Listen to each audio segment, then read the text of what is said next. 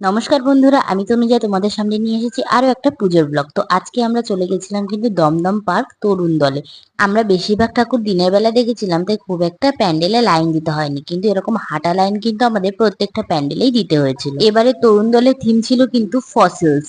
একটা গুহার মধ্যে যেরকম সমস্ত কিছু সাজানো থাকে, এটাই কিন্তু পুরোটা এখানে কিন্তু সাজানো ছিল। এবার ভেতরে ঢুকছি, দেখো ভেতরে কিন্তু কাজ করা ছিল যে ঘুঁটে দিয়ে।